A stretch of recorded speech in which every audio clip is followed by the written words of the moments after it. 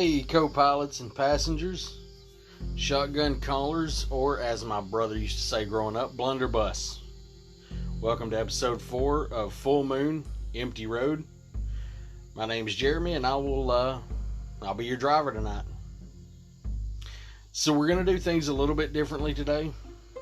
So far on this moonlit empty road, we have visited a haunted sanatorium, a haunted college, and a grieving recluse and her haunted house. After finishing writing out my talking points of the Winchester Mansion, I wasn't too sure which direction to go. Like, I had a few ideas, but I was like, what's going to really stand out as the next episode? So I got to discussing it at work, and a suggestion was made to cover haunted or cursed objects. And I thought, well, hey, that actually sounds like a nice change up to the haunted locations we've covered. And since I don't own any cursed objects that I know of, it'll still be a road trip for us.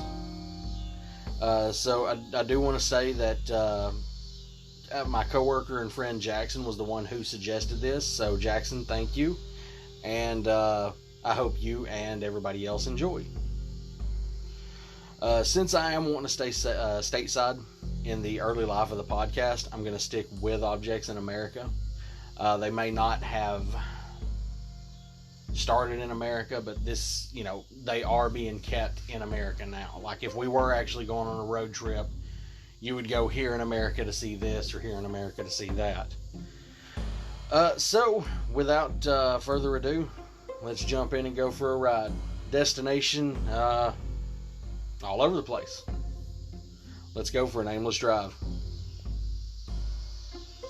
Our first destination brings us to the Driscoll Hotel in Austin, Texas, home of a painting known as Love Letters. On the 5th floor of the Driscoll, you'll find a painting of a little girl holding flowers in one hand and letters in the other. The original painting was done by Charles Trevor Garland. However, in the Driscoll today hangs a replica that was done by Richard King. The folktale surrounding this particular painting claims that in 1887, the 4-year-old daughter of U.S. Senator Temple Lee Houston died in a terrible accident at the hotel. Samantha Houston was running after a ball that had rolled down the Driscoll staircase, and she tripped and fell to her death. Out of this tragedy, the legend grew that Samantha Houston's ghost haunts the painting of the little girl. People who come to visit the hotel and, see the painting, they have reported feeling dizziness, nausea, and feeling like they're levitating whenever they look upon the picture. Unusual thing about that is the fact that the painting hanging up in the Driscoll is a replica. So it's kind of one of those things of, is this actually happening? Like, are people actually looking upon this picture and, feeling ill, feeling dizzy, feeling a strange sense of levitation? Or is this, is it a power of suggestion? With this being a replica, is it the fact that not so much the painting is haunted, but maybe just the location is something that is like supercharged with energy from the death of a child, So, what do you think about it? Is it a cursed painting? Or, again, is this simply the power of suggestion at work? The mind is a powerful thing. Let me know what you think. Our second destination brings us to Altoona, Pennsylvania, to the Baker Mansion, more specifically, the haunted wedding dress and ghost of Anna Baker. The Baker Mansion was built in 1848 to Elias and Hetty Baker. They had 2 sons and a daughter, David Woods, Sylvester, and Anna. David Woods, of course, is 2 names of one person. Anna's father was an ironman by trade, and he garnered his wealth in that profession. He had numerous people working under him. He was considered himself of a higher class. Anna fell in love with a man who worked for her father. Her father, of course, forbade their love as he felt that she loved a man who was too low class. You know, classic romantic tale of, I guess maybe not necessarily. I don't know if you call that star-crossed lovers, like a Romeo and Juliet thing, but more of, you know, whole situation of he's not good enough for my daughter. Maybe it's a dad thing. I don't know. I'll find out in about, I guess, 15 years. So with Elias Baker forbidding them from being together, Anna vowed to never love again or to ever get married. Elias himself died in 1864, and Anna sought out the only man she'd ever loved, only to find out that he, over the years, had settled down and had a family of his own. This drove Anna to madness. Upon the death of Elias and Hetty, she remained in the Baker mansion, and it is reported that maids would find her dancing in rooms wearing the wedding dress that she had bought years before to marry a man that she couldn't have. She died in 1914. The dress was put in a case and on display in the mansion, which now holds tours. Reports have stated that the glass case would shake violently, and the dress would be seen dancing in the hall as if worn by an unseen entity. Now, it has also been suggested that an Altoona mayor staged all the hauntings as a part of a tourist attraction. Let's get more people here. Let's bring more money back into the community. Tourist attraction or not, it is a tragic story. But what do you think about this? Is this a cursed dress that is haunted by a missed opportunity of love and happiness, or a story to sell tickets to attract the masses? Let me know what you think. Our third destination brings us to the nation's capital, Washington, D.C. More specifically, the Smithsonian Museum of Natural History is now the home of the Hope Diamond. And from when I started doing research on the Hope Diamond, I was like, oh, this is going to get good, because apparently some dingbat thought it would be a really smart idea to steal this thing from a Hindu idol named Sita in India.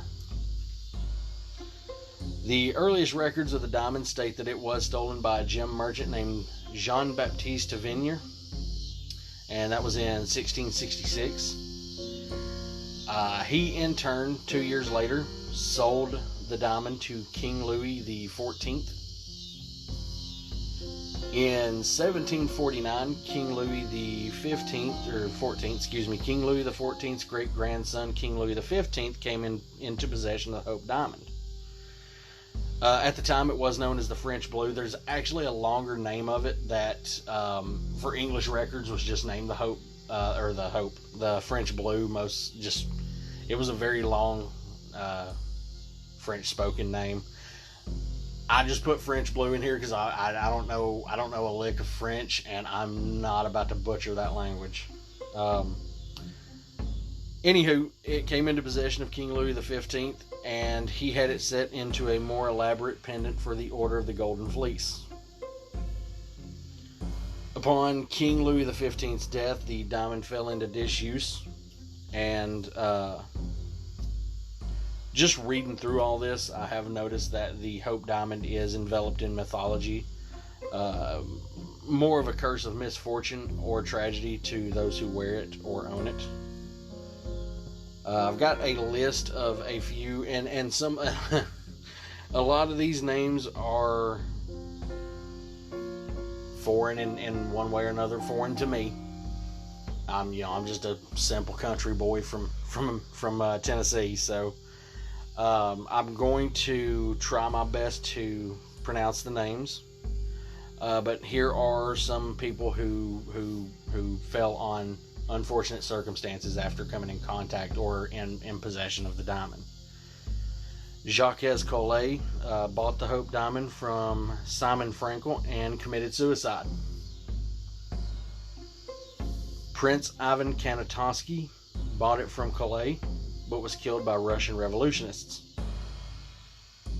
Kanitovsky had loaned it to Millie Ledoux, I guess, who was murdered by her sweetheart. In quotations, murdered by her sweetheart. Simon McCarty's, who once sold it to a Turkish sultan, was thrown from a precipice along with his wife and young child. Sultan Hamid gave it to Abu Sabir to polish it, but later Sabir was imprisoned and tortured.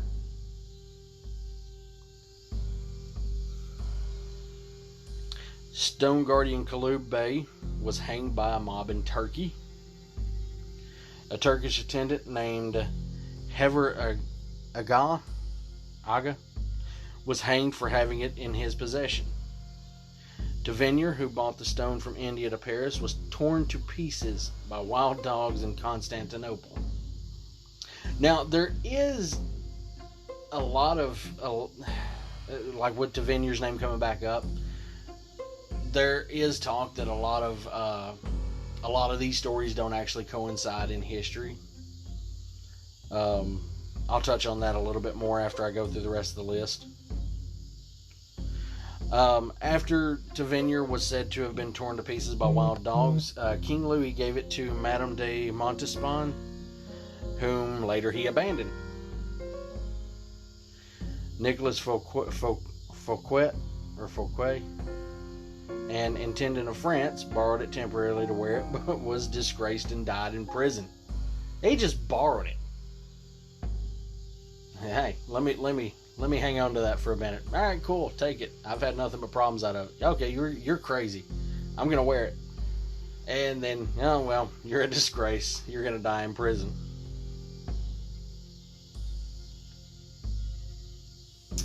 A temporary wearer named Princess de Lamballe was torn to pieces by a French mob.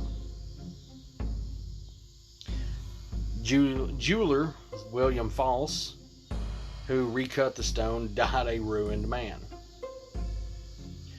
William False's son Hendrik stole the jewel from his father and later died by suicide. Several years after Hendrik, it was sold to Francis Dolieu, who died in misery and want.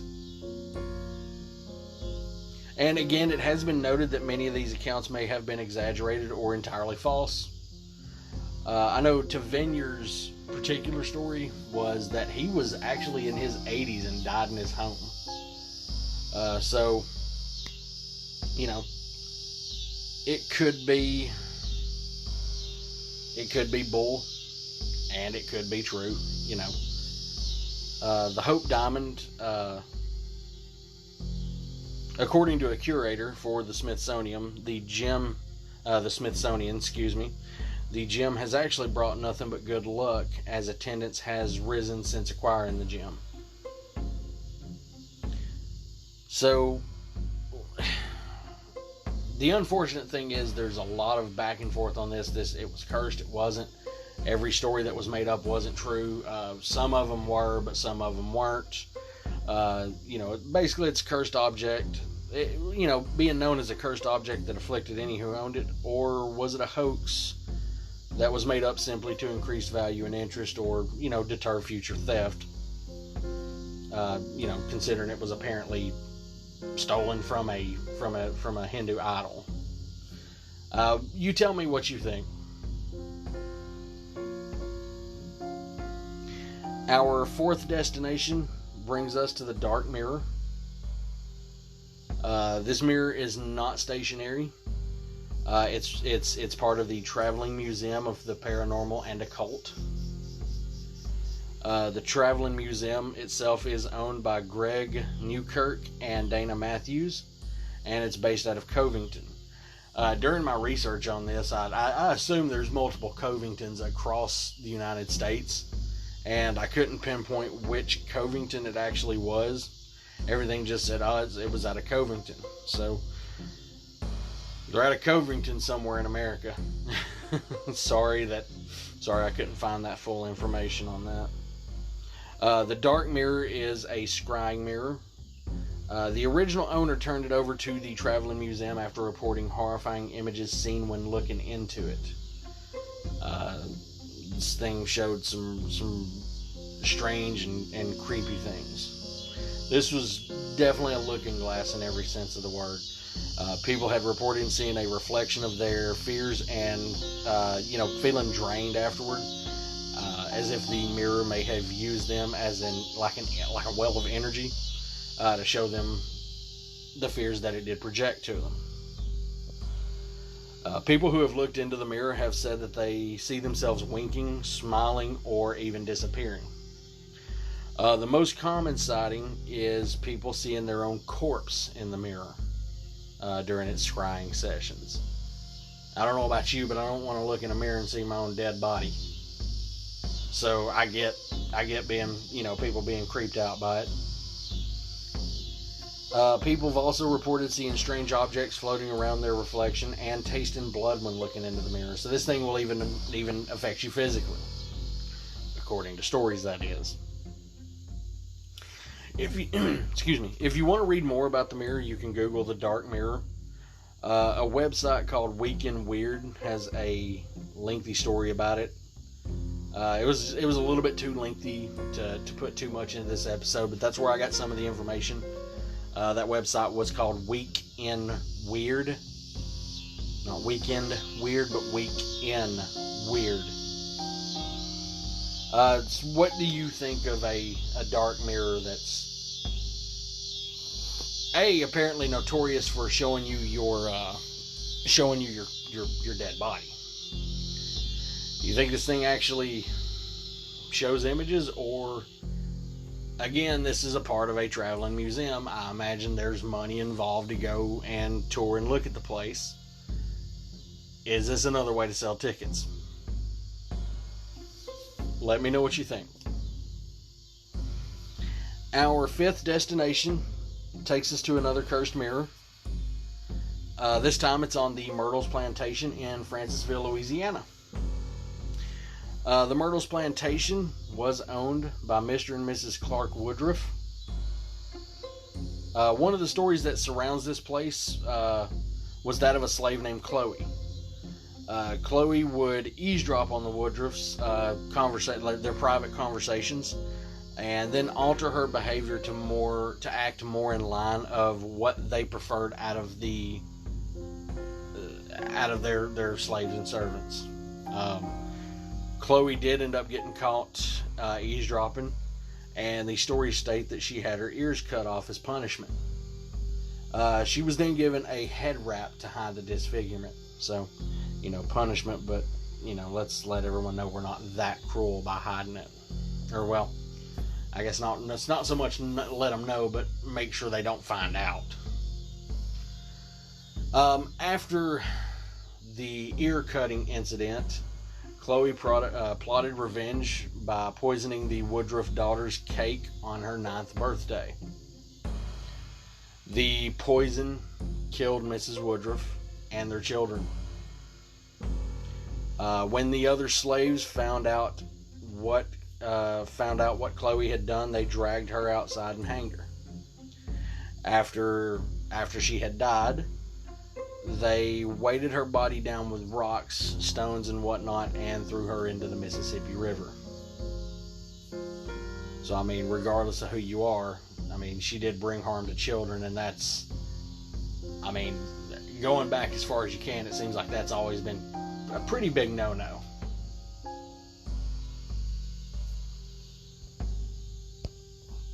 After the deaths of the Woodruffs and Chloe, visitors have noted seeing Miss Woodruff and her children in the mirror. This mirror is outside the dining room in the grand hallway. Other reports state seeing a handprint on the mirror, and no matter how many times that the mirror is replaced or resilvered, these things keep coming back. They still see Miss Woodruff and the children in the mirror. They still see the handprint on the mirror. Now, that being said, there have been stories that stated that Chloe was a made-up character to enhance the lore behind the Myrtles plantation. Here we are again. A place that does tours. It has a cursed object. It has a whole backstory. And there are stories that, or there are people stating that these particular stories aren't true. Yet again, tell me what you think. Haunted mirror, not haunted, or cursed mirror, not cursed mirror, haunted plantation, not haunted, true stories, fake accounts, Let me know what you think. Our sixth destination brings us to the East Martello Museum in Key West, Florida. Now the home of one of two very well-known haunted dolls, this one named Robert. Depending on the version you've heard, and this is a pretty common story, so if you haven't heard it, I'm glad to be the first to bring it to you. If you have, you may have heard a different version. Depending on the version, it is said that Robert was given to a young boy named Robert Eugene Otto, who was known as Gene by... I've got my notes messed up here. He was known as Gene. He went by his middle name. And Robert was given to him by his grandfather. Now, another story suggests that a young Bahamian woman had actually given him the doll as a disguised punishment for, I think from mistreatment by the owners of, or I guess by the people that she worked for. Gene gave the doll his first name, Robert, and Robert wears a sailor outfit, which is said to have been Gene's from when he was very young. Robert stayed in the house even after Gene grew up and got married and died. Gene got married in 1930 to Annette Parker. From stories that I have heard, I believe she did not like having this particular doll there and did ask Gene to get rid of it. And if I remember correctly, because I couldn't find this story again, if I remember correctly, he actually would get pretty upset whenever it was brought up that they needed to get rid of the doll, that it was creepy. Creepy doll. Creepy doll that apparently moves. But Gene passed away in 1974, and his wife Annette followed in 1976. Robert was donated to the East Martello Museum 20 years after Gene's death, where he sits today.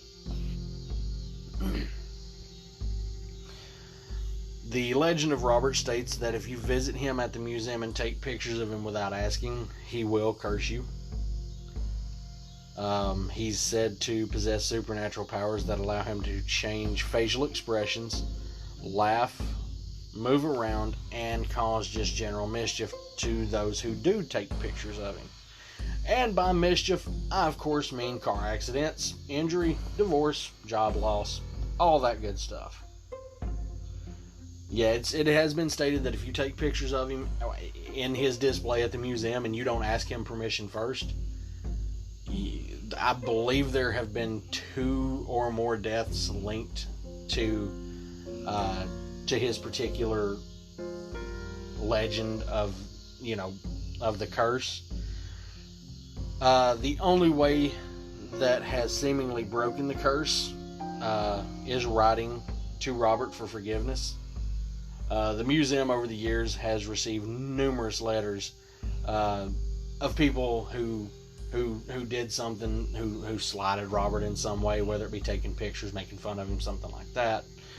And these people have written to the museum asking the people that work for the museum to go back, read the letters to him, and beg for his forgiveness.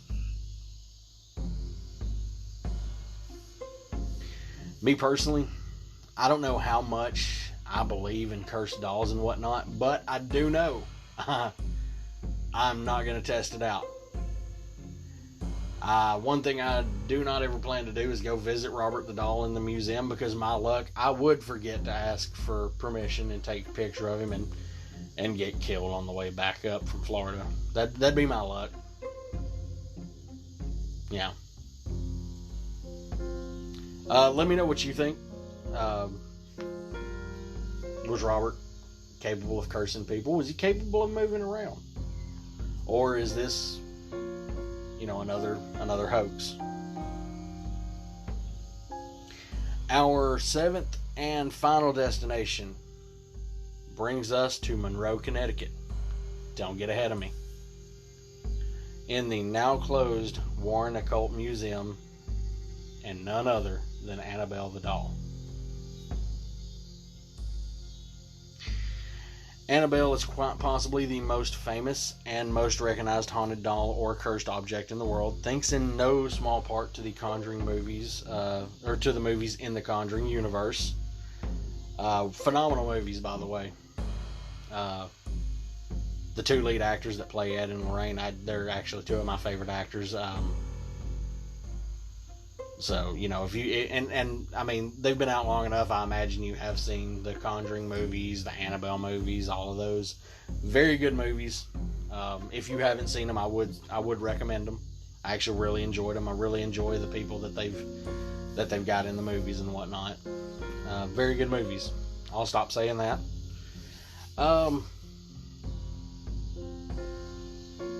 Annabelle is presumably a presumably haunted old Raggedy Ann doll. The story goes a nursing student named Donna was given the doll back in 1970, and the story suggests that the doll behaved strangely and that a psychic medium had told Donna that a spirit of a deceased girl named Annabelle had inhabited the doll. The student and her roommate tried to accept and nurture the spirit possessed doll, but the doll reportedly exhibited malicious and frightening behavior. Now, it has also been stated that it's not actually a child ghost, but it is demonically possessed. The Warrens believed that it was demonically possessed, and they ended up moving it into their occult museum in Monroe, Connecticut. Donna is said to have left her on the couch in the living room before leaving for work, only to find her in the bedroom with the door shut when she came home, with, no one else being in the house. She would find notes in the house written on a parchment paper that she didn't even own, with the words "Help me" written on the paper. Donna also had a roommate named Angie. Angie had a boyfriend named Lou. And as the story goes, depending on the version you've heard, Lou was at her home one day while Angie was at work. So Lou's at the house or apartment, whatever it was, by himself. Donna and Angie are both at work. While he was there, he heard a bunch of rustling and just some commotion coming from Angie's room. When he checked on it, he found Annabelle laying face down on the floor. Just like she had moved herself and just kind of dropped to remain, I guess, unsuspicious, even though that is pretty suspicious. Now, there are multiple stories, or multiple versions of the stories. In one other story, it does state that when he went to check on it, he was attacked by Annabelle. Unfortunately, that's the thing about stories. You never know. Especially when there's multiple different versions flying around there. Texas State University Assistant Professor of Religious Studies Joseph Laycock calls the Annabelle legend an interesting case study in the relationship between pop culture and paranormal folklore. Laycock suggests that the idea of a demonically possessed doll allows modern demonologists to find supernatural evil in the most mundane and domestic places. So, believing that there's just a doll, so then this lamp can get possessed. This water bottle can get possessed. I mean, I get where he's coming from. I always thought there had to be like a soul involved or something, or some. I'm not really sure. I'm not gonna speculate and dive in on that, but I do get where he's coming from. So is Annabelle really a cursed doll, or is she just like some attempt to add even more fame on an already heavily scrutinized paranormal duo? What do you think?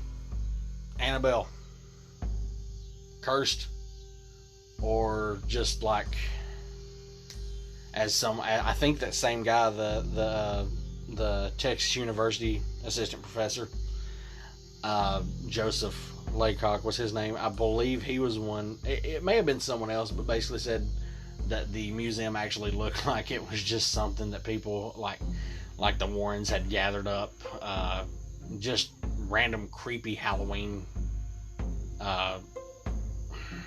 objects to put in there and call them cursed and everything. But you never really know.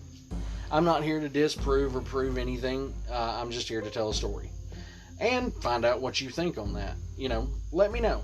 Do you believe that Annabelle truly was is a haunted doll? Because she apparently had that glass case that she sits in. It apparently gets blessed, I think, once a month by a Catholic priest or something of that nature. It may be more frequently than that, but I was thinking it was once a month. But again, let me know what you think. Cursed doll or just a meal ticket. So, we've got a hotel with a haunted painting, an anguished woman, and the dreading, that's actually a good name for it, the dreading dress, the wedding dress she never got to use, a cursed diamond stolen from a Hindu goddess by some idiot. I mean, think about that. And now that actually did, there is talk that was disproved, because there would have been two eyes on this particular, because the doll is stated as the eye, like it was one of the eyes, but a second one has never come into circulation. So that's one of those where, okay, so eventually you'd think unless they, after that one got stolen, they were like, we got to keep this thing under lock and key tight. Who knows? We've got two cursed mirrors, and I figured with two cursed mirrors, we'd wind the show down with two cursed dolls. I really enjoyed researching these. These took a long time to get through. I actually just finished scripting out the episode. Not even scripting out, but writing out my talking points last night. So I mean, it took more than a week to do. And I mean, this is going to end up being one of being the longest episode I have recorded so far. But like I say, I really enjoyed the research.